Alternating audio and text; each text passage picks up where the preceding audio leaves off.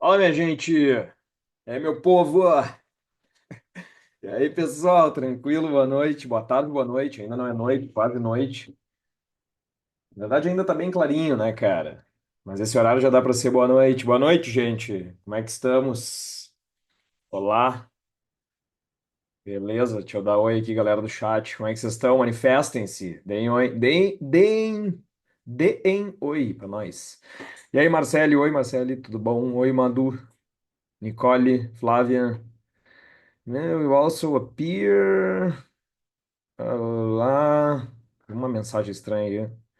System messages for those who joined or left have been disabled. Ok. Oi, Nicole. Oi, Flávia. Oi, Alemão. Alemão Vibes. Como é que tá? Oi, Júlia. Di, boa noite. Sofia, Pedro, Gabriele, Ana, Maria, Júlia, Brenda. Cansadinho, eu também tô cansado. Também tô cansado. Tá, o negócio tá foda, cara. E aí, Matheus, como é que tá, velho? Beleza? Oi, Luriane, de novo. Oi, Patrícia. Oi, Camilinha. Oi, Camille. Como é que tu tá, Camille? Bom te ver por aqui, Camille. Te ver não, ver teu nome, né? Boa tarde, Pedro. Henneman. Como é que tu tá, meu querido? Rafael, boa tarde, boa noite. Vamos lá, gente. Estão prontos e prontas aí, ó. Ó. Estica, estica. Estica não, alonga. Estica é bom, né? Alonga. Eu tô todo dolorido. Eu tô com essa região aqui, ó. Só me dói, cara. Eu acho que é de tensão muscular. Mas é isso aí, tamo perto, estamos chegando lá. Gente, o que que faremos? Vocês já sabem, né? Vamos resolver a prova de 2022 da URGS, que é a primeira prova que passou a ser de 15 questões. Então a gente fez nos últimos dois encontros. Fizemos as aulas com as provas, com a prova de 2020. Foram três partes que a gente fez, que eram 25 questões. Aí vocês sabem que em 2021 não teve vestibular da URGS por causa da pandemia, e volta com a prova de 2022, que é essa prova reduzida aqui, que ficou a nova prova da URGS com 15 questões, tá? Então, o que que eu vou tentar fazer aqui? Vamos tentar fazer dois blocos, tentando fazer 8 e 7, tá? Se a gente fechar primeiros 45, 40, 50 minutos e não tiver ido 8, tiver, sei lá, demorado muito, daí faltar uma, duas ou três questões no final, daí a gente faz na semana que vem. Mas acho que dá para fazer tudo hoje, só depende daí de vocês mais, assim. Se eu ver que todo mundo tá vazando, se agora estamos com 80 pessoas, 81 pessoas. Se eu olhar ali tem 5, daí eu vou acabar, vou ficar eu sozinho aqui. Mas acho que não, acho que boa parte de vocês deve estar pilhado aí, então vamos tentar fazer as 15 se for possível. O que que eu ia dizer? Tá, olhando para a estrutura da prova, vocês já mais ou menos já sabem agora como é que é a prova da URGS, né? Espero que todo mundo já tenha feito várias aí, já tenha olhado. Então começa com as questões mais de matemática básica, essas de um, 2, 3, soma e produto, uma questão de log, essas de crescimento, assim, que normalmente é PA ou PG. Aí uma coisa de trigonometria, seno.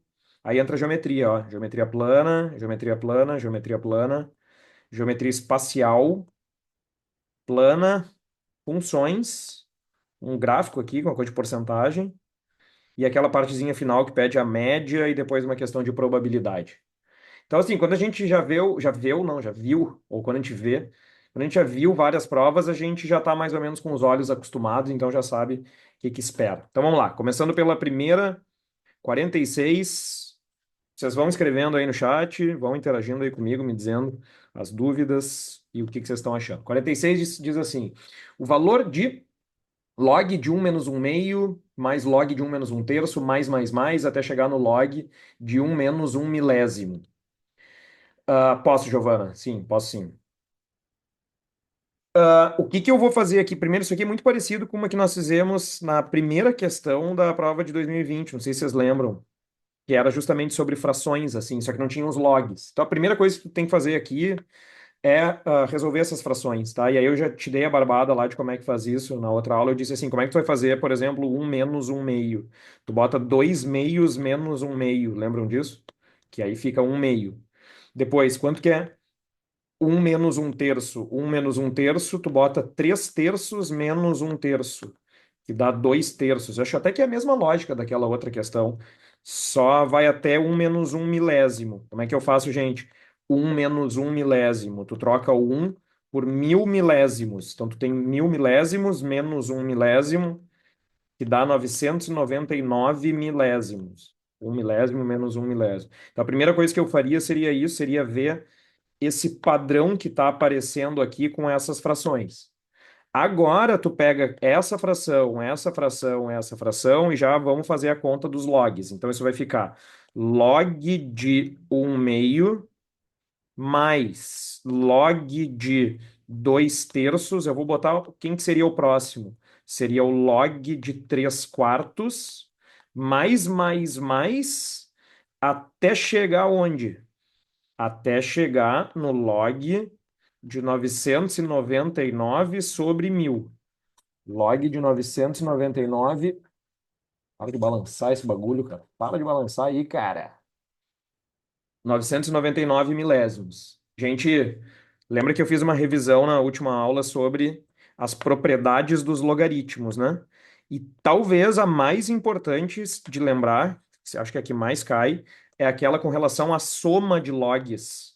O que que eu posso fazer mesmo quando eu tenho log mais log mais log mais log? Lembra que quando tem soma de logs, eu posso juntar esses logs em um único logaritmo.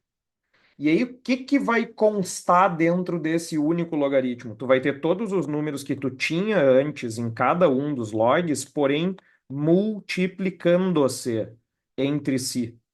Até chegar lá no final, vou botar a penúltima, ó, 998 sobre 999, e a última que vai ser 999 sobre 1.000. Então, a soma de logaritmos tu pode juntar num único logaritmo, multiplicando os valores que tu tinha dentro de cada log, certo? Se eu faço isso, eu percebo que vai acontecer aquela mesma coisa que aconteceu na outra questão, ó. Vai cortar tudo, exceto aqueles que não tem com quem cortar. Quem é que não tem com quem cortar? É o 1 e o 1.000. Então, o que que sobrou? Isso acabou sobrando simplesmente log de 1 milésimo. Todo mundo junto comigo? Log de 1 milésimo. Mas, gente, 1 milésimo tem um jeito melhor de escrever. O que que eu posso colocar no lugar de 1 milésimo? 1 milésimo é 10 na menos 3. É melhor escrever assim. Então sobrou log de 10 na menos 3. Aí tu tem duas opções. Ou tu interpreta e já vê a resposta, ou tu usa mais uma propriedade. Olha para a tela agora para não se perder nesse último passo. A propriedade seria assim: vocês concordam que o menos 3 pode passar para frente multiplicando, gente? Sim, todo mundo concorda? Quando o menos 3 passar para frente multiplicando, por quanto que ele vai multiplicar? Ele vai multiplicar log de 10 na base 10. Mas o que que é log de 10 na base 10? É 1. Então vai ficar menos 3 vezes 1, que é menos 3, que é o que está na letra A. Então é legal essa questão porque ela é bem parecida com aquela que a gente começou a prova de 2020, só que ela é um pouco mais difícil porque além de envolver frações, ela envolve logaritmo, tá? Mas esse bagulhinho aqui de logaritmo já caiu tantas vezes que chega a ser clichê. Log mais log mais log mais log, tu tem que juntar tudo num log só. Oi, gente, tranquilo? Dei notícias aí para eu ver se fez sentido para vocês o que eu escrevi, o que eu fiz. Tranquilo? Beleza. Ah, Duda, agora que eu li o que tu escreveu aqui, desculpa. Tinha pensado em abrir em várias subtrações. Sim, também dá para fazer desse jeito. É bem legal essa ideia. Ou seja, ou tu junta tudo, ou tu abre tudo, né? Em cada caso, tu tá usando uma propriedade diferente. Pode ser assim também. Até agora tô acertando, disse o Di. Tamo junto, Di. Vamos lá, 47. 47 diz assim: considere as seguintes afirmações sobre. Lembra que eu disse para sublinhar isso aqui, ó? Números reais. Gente, quando fala em números reais, tem que lembrar que pode ser positivo, pode ser negativo, pode ser zero, qualquer número, tá? Primeira delas, a raiz de a ao quadrado mais b ao quadrado é igual a mais b. Gente, pelo amor de Deus, tu marcar que isso aqui é verdadeiro, na boa. Aí nós vamos acabar a nossa relação por aqui. Isso aqui é maior bobajada do universo, né? Isso aqui é só para pegar alguém muito desavisado. Desculpa se alguém é muito desavisado aqui, mas alguém que possa achar que dá para cancelar esse negócio aqui. Não existe isso, tá? Tu pode fazer um teste bastante simples. Troca, por exemplo, o A por 3 e o B por 4. Trocando o A por 3 e o B por 4, quanto é que daria a raiz de 3 ao quadrado mais 4 ao quadrado dá 3 mais 4, será? Será que pode cortar esse ao quadrado daqui com esses ao quadrado com a raiz? Do lado de lá deu 7, 3 mais 4. Só que do lado de cá tá dando raiz de 9 mais 16, que é raiz de 25. A raiz de 25 é 5, não é 7. Então percebe que daria totalmente errado se eu cancelasse isso aqui, porque ia dar 7, não é para dar 7, é para dar 5. Então isso aqui não faz nenhum sentido, essa letra, esse item 1. Assim como não faz nenhum sentido o item 2, só que aqui eu já sei que uma galera ia ser pega. Ai, Bruno, mas sério, cara, eu passei o colégio inteiro fazendo isso aqui. A única coisa que eu achava que eu sabia de matemática, agora tá dizendo que tá errado. Não pode cancelar essa raiz com esse A ao quadrado? Não, cara. Não. Só, ou melhor, até pode, mas quando que pode? Quando o número dali de dentro for um número positivo. Daí dá certo. Só que eu acabei de dizer que tu tem que lembrar que ele está falando de números reais em geral.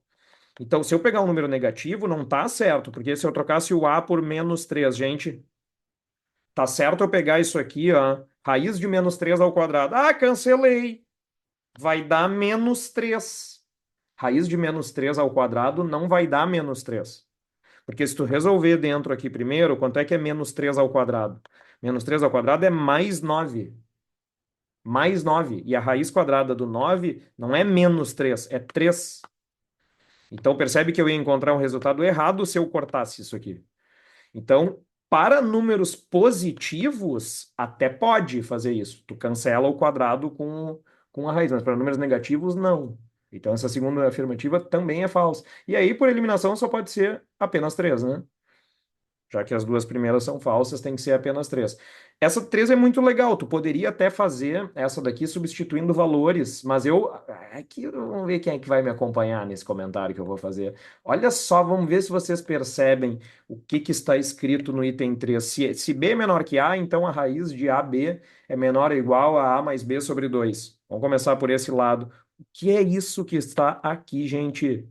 Como é que é o nome desse cálculo aqui? Soma e divide por 2. É a média aritmética. A média aritmética entre dois números, A e B. Agora eu quero ver se a tua memória está boa. O que é esse outro cálculo que está aqui? A raiz quadrada da multiplicação de dois números. Pega dois números, multiplica eles e tira a raiz quadrada. Qual é o nome que se dá para esse cálculo? Ninguém. Ninguém. Ninguém. Ou alguém. Coisa linda, Joana! Eu nem vi que tu estava aí, Joana.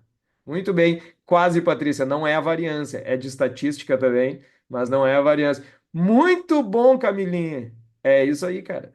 É a média geométrica.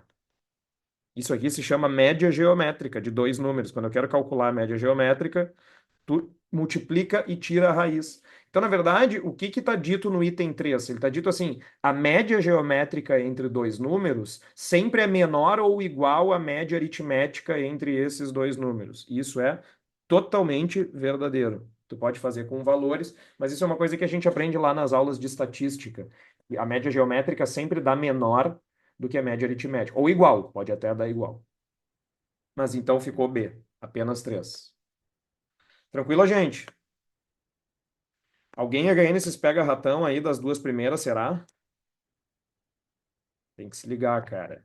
É só ajeitar aqui. Próxima. Próxima diz assim: se A e B são as raízes da equação x ao quadrado menos 6x mais 3 igual a zero, então qual é o valor de um sobre 1 sobre A mais 1 sobre B, elevado na menos 2.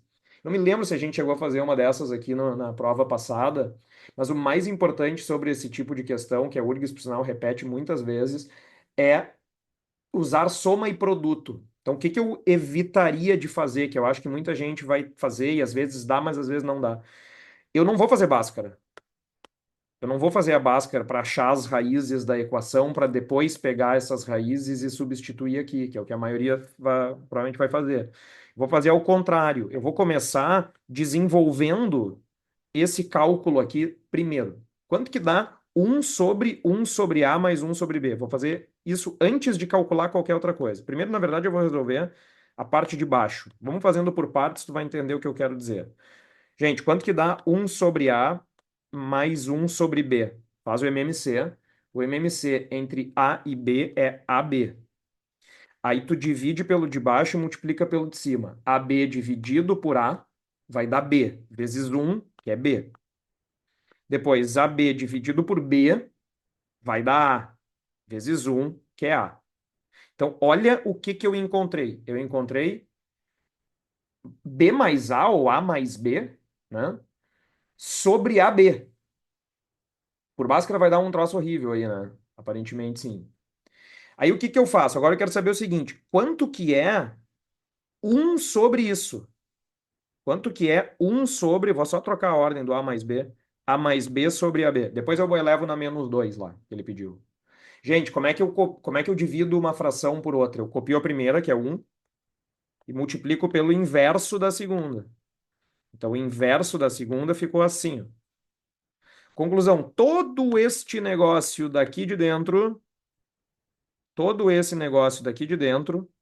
eu calculei primeiro e descobri que isso é AB sobre A mais B. Então, o que a questão está me pedindo, no fim das contas, é quanto que vale AB sobre A mais B elevado na menos 2. É isso aqui que ela quer saber. Então, vocês perceberam que eu primeiro arrumei ali dentro. Por quê, gente? Porque olha aqui, ó, o que que é essa coisa que apareceu na parte de cima? O que que é A vezes B? A vezes B é o produto das raízes. Gente, o que que apareceu na parte de baixo? O que que é esse A mais B que está aqui embaixo? Isso aqui é a soma das raízes. Então, tu entende que tu não precisa saber as raízes, tu não precisa calcular as raízes. O que tu precisa calcular é a soma e o produto. Daí tu pega a soma e o produto, substitui ali e eleva na menos 2. Só que, claro que para isso tem que lembrar das fórmulas. Soma menos B sobre A. Me ajuda. O B tá lá, ó. Não vai te perder agora em quem são o A e o B. O B é menos 6, ele já é negativo. Então, menos 6 sobre um, que dá 6. Essa é a soma das raízes. E o produto? O produto é C sobre A. O C vale 3, o A vale um, então o produto é 3. Conclusão, substitui os dois valores ali no que a questão pediu, ó. Isso vai ficar, vou botar aqui no canto. Então, eu tenho AB, que é o produto, que é 3, dividido por A mais B, que é a soma, que é 6, e isso aqui tem que ficar elevado na menos 2. Gente, 3 sextos é a mesma coisa que 1 meio, simplificando. E quanto que é 1 meio na menos 2? Como o expoente é negativo, vai inverter esse negócio. Vai ficar 2, e 2 elevado ao quadrado é 4. Então, o que eu sugiro nesse tipo de questão, letra B, 4, é que tu não faça a Bhaskara. Porque muitas vezes a Bhaskara vai dar um valor muito ruim, entendeu? Pode encontrar raízes que envolvam, sei lá, raiz de 5. Pode ser que as raízes não sejam inteiras, e aí tu não vai conseguir depois substituir na expressão que ele pediu. Fez sentido, gente? Trabalha primeiro com o que a questão pede, organiza aquilo ali, vai ficar com a soma e com o produto, daí tu pega as fórmulas da soma e do produto e substitui orgasmo cerebral. Sim ou não? Se manifestem aí, deixa eu entender se vocês entenderam. Eu fico ansioso se vocês não me disserem se entenderam ou não. Sim! Flávio entendeu. Resto também? Até agora eu tô achando relativamente de boa. Relativamente boa. Nenhuma questão aqui é muito surpreendente, tá? Essas três primeiras. Vamos adiante. Ah, essa questão aqui é uma questão chatinha, porque ela usa uma técnica muito específica de resolução. Tu tem que ter visto uma aula disso alguma vez na vida. Pergunta assim: se log de x na base 2 mais log de x ao quadrado, log de x na base 2 ao quadrado é igual a 12, então qual é o valor de x? Eu acho muito específico isso aqui. Gente, em primeiro lugar, isso aqui, como é que se chama? Que conteúdo é esse, hein? Conteúdo é esse daqui. Tá, vocês vão dizer logaritmo.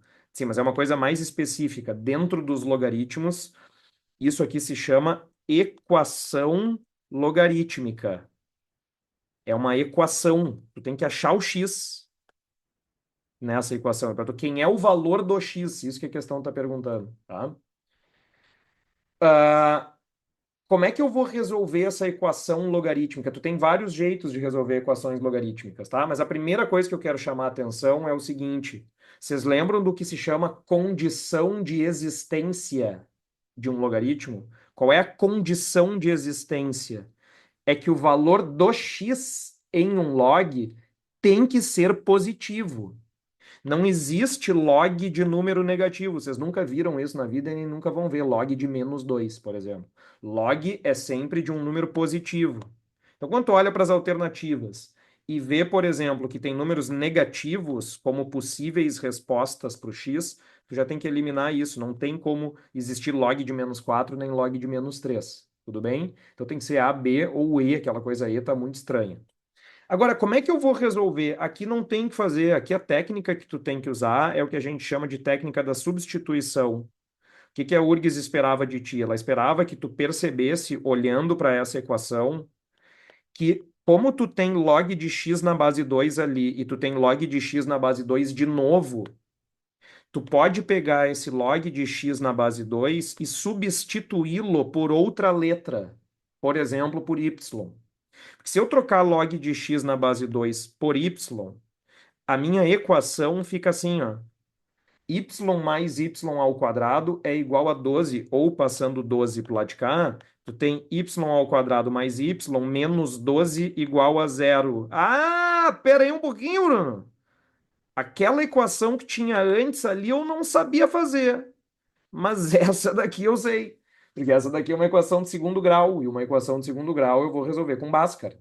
Então, tu tinha que ter percebido que isso aqui vira uma equação do segundo grau que tu resolve com Bhaskara, desde que tu substitua log de x na base 2 por outra letra. Aí eu vou fazer a Bhaskara. Olha como é que vai ficar. Y igual a menos b menos 1 mais ou menos a raiz de b ao quadrado, 1 ao quadrado, menos 4 vezes 1 vezes menos 12, ó, o sinal do C ali. Tudo isso dividido por 2. 2 vezes 1. Tá, então isso aqui vai dar menos 1. Agora atenção, olha todo mundo ali quanto é que tá dando, gente, dentro da raiz. Tu tá vendo que tá dando 49?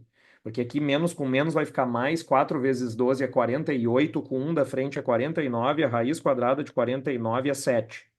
Então ficou menos 1 mais ou menos 7 sobre 2. Isso dá duas respostas, como toda Bhaskara.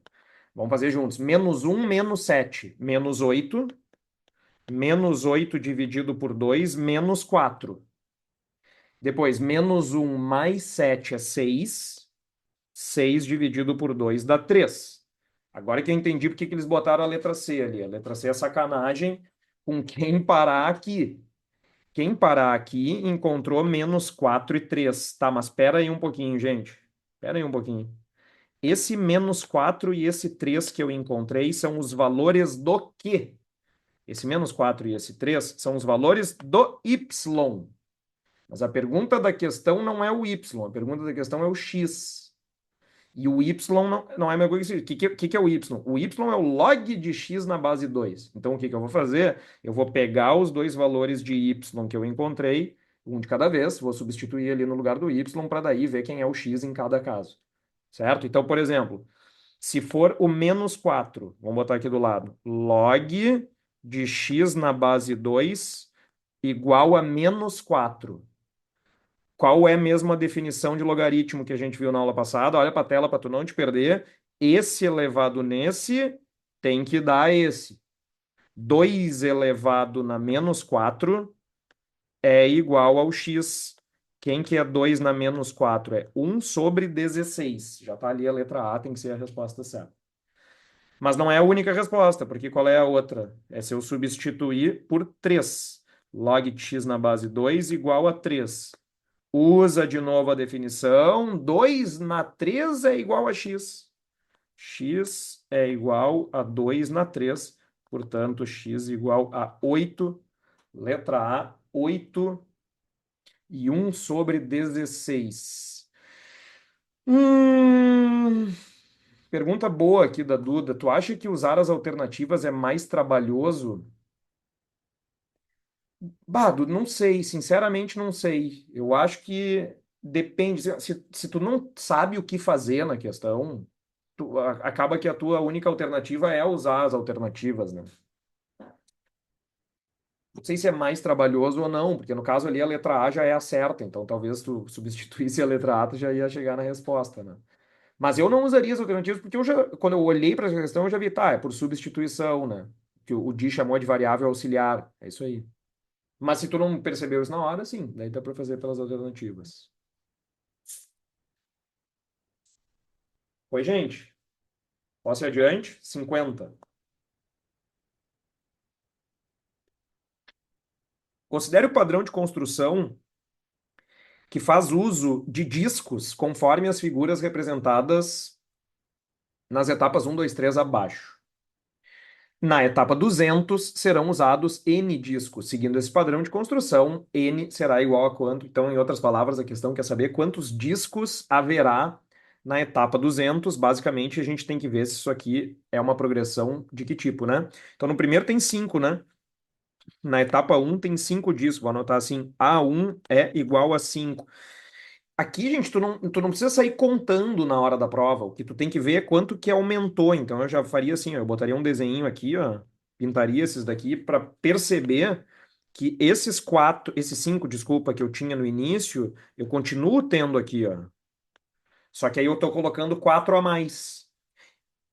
Porque ele coloca um em cada ponta, acho que essa é a ideia, né? E aí o que que eu percebo? Que nesse outro aqui acontece exatamente a mesma coisa, né? Eu tinha lá os mesmos lá do início, que já tinha sido acrescido em 4, e agora colocaram mais 4. Então já percebemos que isso aqui é uma questão de PA que está aumentando de 4 em 4, certo? Então a PA aqui é 5 no primeiro, mais 4 que dá 9, mais 4 que é 13, etc, etc, etc. Pergunta da questão: qual seria a quantidade na etapa 200? Tá, tranquilo, me parece tranquilo. Qual é a única coisa que eu vou ter que calcular, gente? Qual é o nome mesmo da expressãozinha, aquela maravilhosa? Essa é a fórmula do termo geral. Então, quem é o A200? O A200 tem que ser igual ao A1 mais 199 vezes a razão, que é 4. A200 é igual a A1 mais 199 razões. 199 vezes 4, se fosse 200 vezes 4, daria quanto? 200 vezes 4 daria 800, né? Então vai dar 5 mais 796, se eu não estou enganado, que vai dar 801. Igual a 801. Então aqui é uma questão, me parece fácil, relativamente de boa, porque é basicamente o termo geral da PA. Por que? A pergunta do Pedro: qual o teu QI? Por quê, Pedro? Parece baixo ou parece alto? Termo geral da PA. Foi? Letra C, 501. Essa aqui eu achei ok, não achei difícil. 51. Ah, essa daqui é legal. Se alfa é um arco do primeiro quadrante, tal que o seno de alfa vale 3 quintos, sabendo que o seno de alfa é 3 quintos, então qual é o seno de 2 alfa? Gente, eu me lembro que eu já devo ter feito essa questão com alguns de vocês, talvez em alguma aula, porque eu gosto de usar essa questão em aula. Isso aqui é uma questão que não tem como tu resolver, até eu, onde eu consigo pensar, pelo menos, sem tu lembrar de uma fórmula muito específica, que é uma fórmula das mais esquecidas, porque provavelmente vocês viram lá uma vez na vida. A gente dá isso nas aulas de matemática em uma aula lá, muito corrido, e depois nunca mais, que é a fórmula do arco duplo, que é o famoso seno de 2x. Para quem não lembra, deixa eu só escrever antes. Essa fórmula vem de outra fórmula. São duas fórmulas que eu diria para vocês cuidarem, tá? Primeiro é aquela da soma-subtração de arcos, lá da trigonometria. O que que é a soma-subtração de arcos? É O Minha Terra tem Palmeiras, cara. Frasezinha clássica. Minha terra tem palmeiras, onde canto sabiá, seno A, cosseno B, seno B, cosseno A. Já viram essa fórmula na vida? Soma de arcos. Soma de arcos. É quando eu quero encontrar o seno da soma de dois ângulos. Se for subtração, é um menos aqui no meio, ó. Se for A menos B, vai ser A menos B ali no meio. Daí o que que acontece? Se tu pegar essa fórmula e substituir o A e o B, ambos pela mesma letra, substituir o A e o B por X, tu fica com outra fórmula, que é o seno de X mais X. Olha para a tela. Se eu botasse o A trocando por X e o B por X também, gente, tu teria seno X cosseno X mais seno X cosseno X, que é 2 seno X cosseno X. Se tu não usar essa fórmula aqui, eu não sei como é que faz a questão, não sei nem se dá. Seno de 2x é 2 seno cosseno. Lembravam dessa fórmula? Contem aí para mim. Vocês vão ver para que que eu vou usar ela. Vou deixar pequenininho aqui do lado para usar, tá? Então, olha só a pergunta da questão. Quanto vale seno de 2 alfa? Gente, se eu tivesse na hora da prova, eu ia começar escrevendo a fórmula. Quem que é seno de 2 alfa? Como eu sei a fórmula de cor, eu vou escrever. É 2 seno alfa cosseno alfa. Isso é a fórmula. Aí eu vou pensar assim, o que que a questão me deu? Ela me deu o valor do seno. Então, aqui no lugar do seno de alfa, eu vou trocar por 3/5. Mas para eu chegar no cálculo final, eu ainda preciso saber o que que eu vou trocar no lugar do cosseno. E aí, gente, vem um negócio que é muito importante. Muito. A pergunta é assim: quando tu já sabe o seno de um ângulo, a questão te deu o seno, 3/5, como é que tu descobre o cosseno? Se eu sei o seno, como é que eu descubro o cosseno? Esse é o lance. Essa é a questão. Uma das maneiras, dá para usar a relação fundamental da trigonometria, seno ao quadrado mais cosseno ao quadrado igual a 1. Isso é legal. Faz a relação fundamental, substitui o seno para encontrar o cosseno. Mas o mais legal, na minha opinião, é montar um triângulo. Imagina um triângulo retângulo. Imagina que o alfa está aqui. Gente, o seno não é o cateto oposto sobre a hipotenusa? Sim. Então, se o seno é 3/5, eu vou botar 3 para o cateto oposto e 5 para a hipotenusa. Ah, pera aí um pouquinho. Então, se o cateto oposto é 3 e a hipotenusa é 5, ou seja, o seno é 3/5, pergunta, quem é que tem que ser o cateto adjacente desse negócio? É o trio pitagórico. O cateto adjacente tem que ser 4. E se o cateto adjacente é 4, quem é o cosseno? É o cateto adjacente sobre a hipotenusa e é 4/5. Então quando o seno é 3/5, o cosseno é 4/5. É de cair o cu da bunda, velho. Concordo plenamente, cara. Muito foda. Aí faz a conta. Então, no fim das contas, seno de 2 alfa é igual a 2 vezes 3/5 vezes 4/5.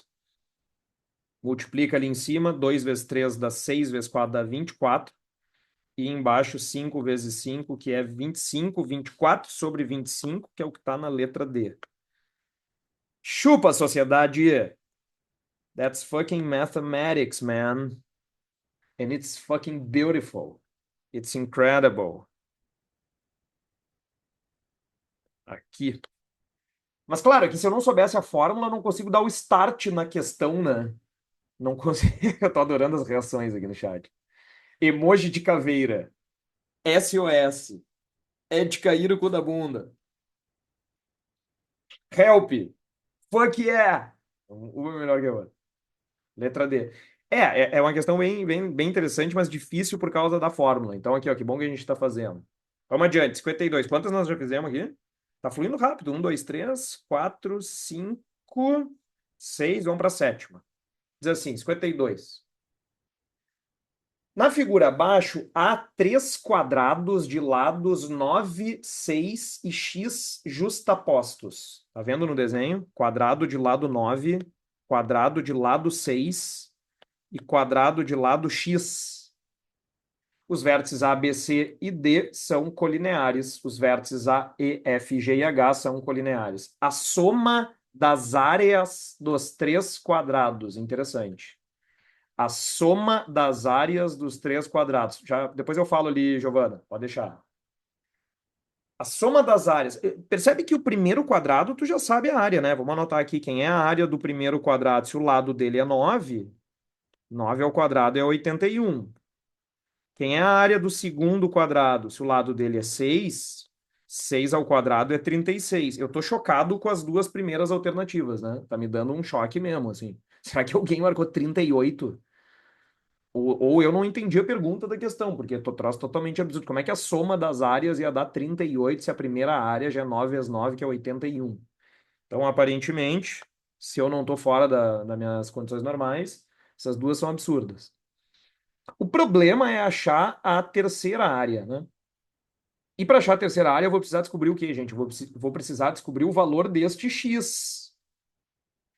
E aí eu te pergunto, tu tem alguma ideia de como nós vamos descobrir o valor desse x? Teve uma outra questão que até da outra prova que eu perguntei, olhando para isso aí, vocês veem o que que é isso aí? Tu já treinou o suficiente para enxergar o que que é essa questão? É exatamente o que a Ana disse. É uma questão de semelhança de triângulos.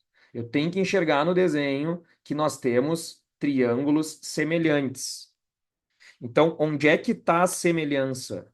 Tem mais de uma maneira de pensar. Olha como é que eu pensaria. Eu olharia para esse triângulo azul que eu contornei ali e esse triângulo vermelho que eu estou contornando aqui. Esses dois triângulos são semelhantes entre si. Primeiro, porque eles são dois triângulos retângulos. E segundo, porque esse angulinho amarelo repete ali, ó, por causa do paralelismo. Então, eu vou montar a semelhança com os dois. Agora, olha só que genial. O que que eu sei com relação ao triângulo azul? Que medidas eu conheço com relação ao triângulo azul? Primeiro, eu sei a base dele. A base dele vale 6, certo? É o 6 que está apontado ali na parte de baixo. Agora, gente, quem é a altura dele? Quanto que vale essa medida aqui do triângulo azul? O que que eu tenho que perceber? Que como tudo isso daqui é 9, toda essa medida vale 9, e como esse pedacinho aqui de baixo vale 6, porque é o lado do quadrado, estão olhando para a tela? Então aquela parte de cima ali vai ter que ser quanto? Aquela parte de cima ali vai ter que ser 3 para dar 6 mais 3 que dá o 9. Beleza? Então, a base é 6 e a altura é 3. Quando eu olho para o triângulo vermelho, eu posso agora fazer alguma coisa do mesmo tipo. Deixa eu copiá-lo aqui. Aí, o que que eu vou olhar agora para o triângulo vermelho? Monta o triângulo vermelho, a base dele vale x, e quem é a altura, gente? Agora de novo, olha ali para a tela. Tu concorda comigo que toda essa medida que eu tô te marcando aqui é 6, porque é o lado do quadrado? E essa partezinha aqui de baixo, agora atenção, essa partezinha aqui de baixo não é x? Concorda que aquela partezinha é x? Então, isso ali em cima tem que ser 6 menos x. Porque o total é 6, a parte de baixo é x, então é 6 menos x. Boa, TR, boa, Ana. Isso aqui vale 6 menos x. Agora eu vou montar essa semelhança para encontrar o valor desse x. Então, tu pode botar 6 menos x está para x, assim como 3 está para 6. Claro que 3 para 6 quer dizer que um é a metade do outro. Um meio, multiplicou, x vezes 1, que é x, 2 vezes 6 menos x é 12 menos 2x. 12 menos 2x, jogou os 2x para cá, deu 3x igual a 12. Portanto, o meu x é 4. Se o meu x é 4, então quem é a área? Era a área que eu queria, né? Já vou te responder, Pedro, eu já sei o que tu está pensando. Meu x é 4, então quem é a área? A área do terceiro é 4 ao quadrado, que é 16. Somei todos eles. É a soma que a questão queria? Era, né? Quanto é que vai dar isso? Logo, a soma é igual a 81 mais 36 mais 16. 81, 106, 12, tem que acabar com 3. Tem que acabar com 3? Tem que acabar com 3. 133. Letra D. É uma questão de semelhança de triângulos. Bem boa. Pedro tinha escrito uma coisa antes no chat, eu ignorei, né, Pedro? Desculpa. Que era fazer 2/3 do 6. Sim, no fim das contas, o que dá para perceber é que esses lados estão formando uma PG. É isso, né? Que vezes 2/3 vezes 2/3 de novo. O problema era como ter certeza, segue o mesmo padrão, né? Porque é isso aí. Mas isso que eu fiz é o cálculo completo, né? Se eu não, enfim, se eu não tenho certeza ou se eu não enxergo isso antes. Mas é interessante, né? Acaba formando uma PG. Fácil, médio ou difícil a questão, gente? Tranquila? Eu não sei. Até agora, o que que vocês diriam que é difícil nessa prova? Talvez essa 51, né? As outras aqui, ó, a equação logarítmica ali de cima, talvez algumas pessoas vão achar difícil. Ou mais uma e fazemos o intervalo. Tá fluindo bem rápido, até mais rápido do que. Vamos fazer mais duas, aí fazemos o intervalo. 53. Já tá vindo aqui. A próxima é do diabo. Cara, essa questão é fantástica. Na figura abaixo, ABCD é um quadrado de lado A e AB e BD são arcos de circunferência. Então ele te dá um desenho ali, o desenho é bem estranho. Primeira coisa que tem que perceber nesse desenho é que tem duas áreas que estão pintadas, né? São duas áreas que estão pintadas, duas partes diferentes. Pergunta: qual é a área da região sombreada? Qual é a área da região sombreada? Isso é o que pede a questão. Tem que calcular essa área pintada. Percebe que como a questão não me deu valores, tem que ser tudo em função desse A. Se tu olhar para as alternativas aqui, tu vai ver que tudo tem que ter o A na resposta. Gente, olha só, quando eu fiz essa questão a primeira vez, eu acabei fazendo ela separado em dois cálculos. Tipo, eu primeiro calculei essa área pintada aqui, depois eu calculei essa segunda área pintada aqui, para depois somar. Fica mais difícil de fazer, mas é possível fazer também. O que que é mais fácil de fazer numa questão desse tipo? Ao invés de tu separar isso em duas áreas, como eu estava sugerindo, por exemplo, chamar isso aqui de área um e chamar isso aqui de área 2, tu pode usar uma ideia que é bastante comum até, que é assim, quando tu tem duas áreas em locais separados, tu pode tentar juntar essas duas áreas numa coisa só. Porque aí tu faz um cálculo só ao invés de fazer dois. Tá, mas Bruno, como assim? Deixa eu ver se tu percebe. Olha só que loucura. Vocês enxergam o que que acontece se eu acrescentar a outra diagonal do quadrado? Eu acrescentei a diagonal que vai de D até B, tá? Quando eu acrescentei a diagonal que vai de D até B, olha ali o que que apareceu. Olha aquela área que apareceu aqui, ó, que eu estou pintando aqui de vermelho. Vocês estão vendo que essa areazinha que eu pintei ali de vermelho é e tem que ser absolutamente igual, a mesma do que essa que está aqui, nessa posição, são iguais. Então, qual é a vantagem de pensar nessa área vermelha ao invés de pensar nessa que está aqui? Se eu pensar nessa área, nessa posição, eu vou juntar as duas áreas numa coisa só. Então, qual é que é a ideia? A ideia é fazer um transplante de área. Existe isso, Bruno? Claro que existe, transplante de área. Tira a área de um lado e joga para o outro. Então, eu vou pegar uma caneta branca aqui, ó, e vou fazer isso, ó. Vou pintar isso aqui, como se eu tivesse tirado a área dessa posição que ela tá. Fica aí, querido. Aqui, aqui assim, mais ou menos. Aqui assim, mais ou menos. Vou refazer essa diagonal aqui para ficar mais fortezinha, mais claro de enxergar. E vou pintar outra área aqui nessa posição adjacente com a anterior. Então, no fim das contas, o que eu quero é uma única área. Não são duas áreas. O que eu quero é uma área apenas, que é essa coisa aqui, que está toda pintada agora. Vamos pintar de outra cor aqui para ficar talvez mais fácil de enxergar. Não, vai ficar feio isso aqui. Vou deixar assim mesmo. Eu quero pintar essa área pintada agora. Quero calcular essa área pintada. É uma área só, tá? Daí o que que eu vou fazer? Bom, agora a minha sugestão é a seguinte. Para eu chegar nessa área pintada, primeira coisa eu tenho que enxergar o círculo gigantão que a questão fez aqui, ó.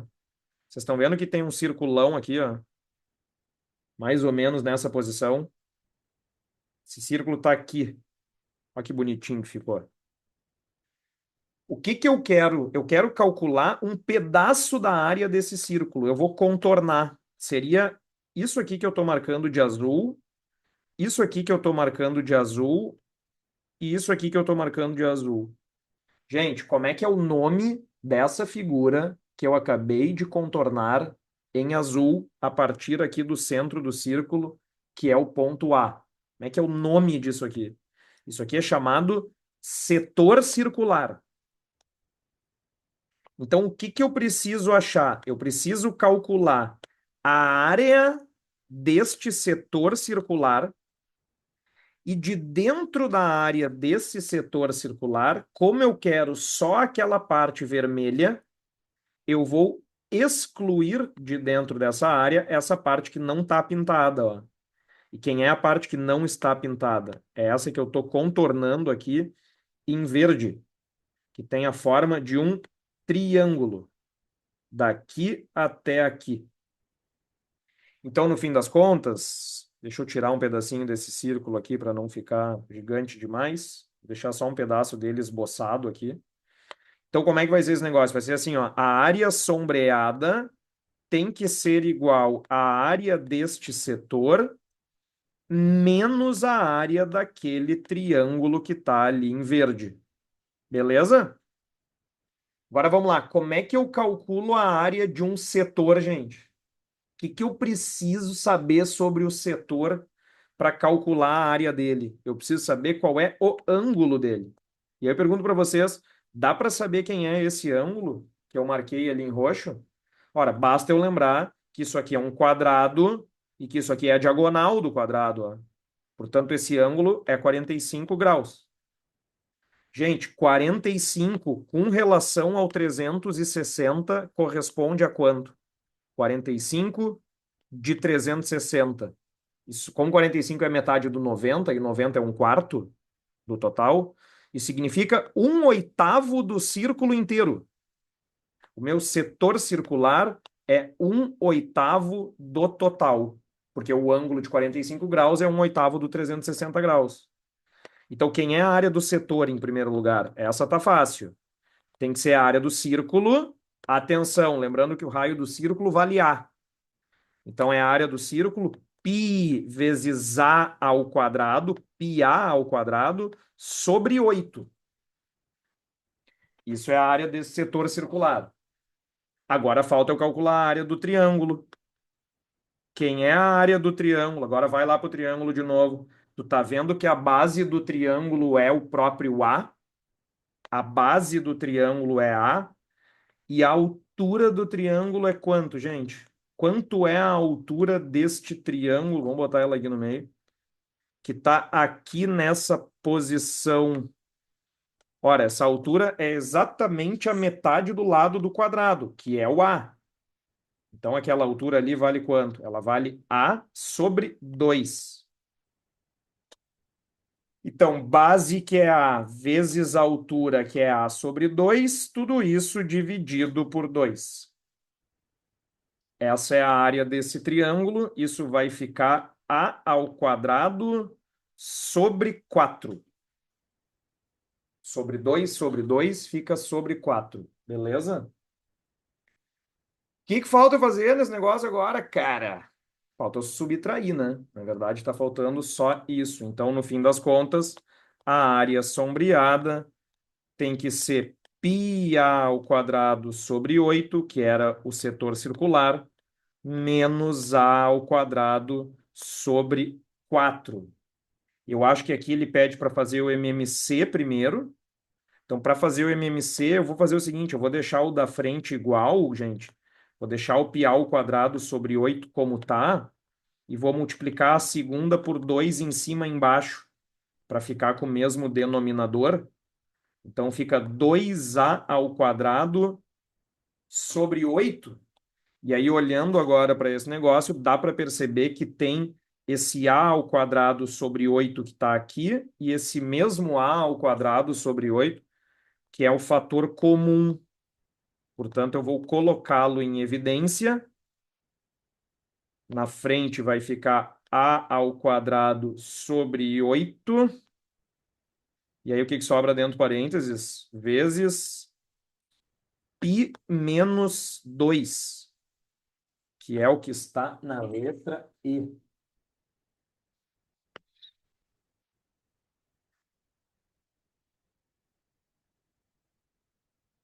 E aí,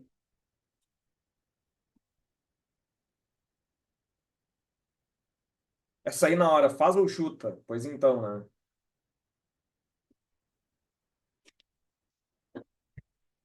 Isso que eu fiz do jeito mais fácil aqui, né?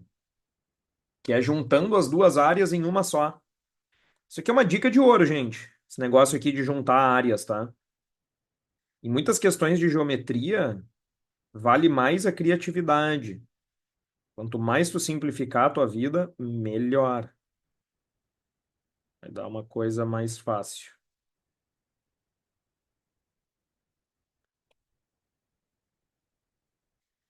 Vamos fazer um intervalinho? Duas folhas para fazer, meu Deus. Faço, mas deixo pro final. Lacre. Boa, né, Giovana? Vamos fazer um intervalinho para te dar uma descansada. Já fizemos metade da prova, gente. A gente fez uma, duas, três, quatro, cinco, seis, sete e oito. Faltam outras sete. Então vamos fazer uns 7 minutos de intervalo. Voltamos às 19h05 para fazer a segunda parte da prova de 2022. Tô gostando de fazer até agora. Deixem aí suas impressões também. Já voltamos.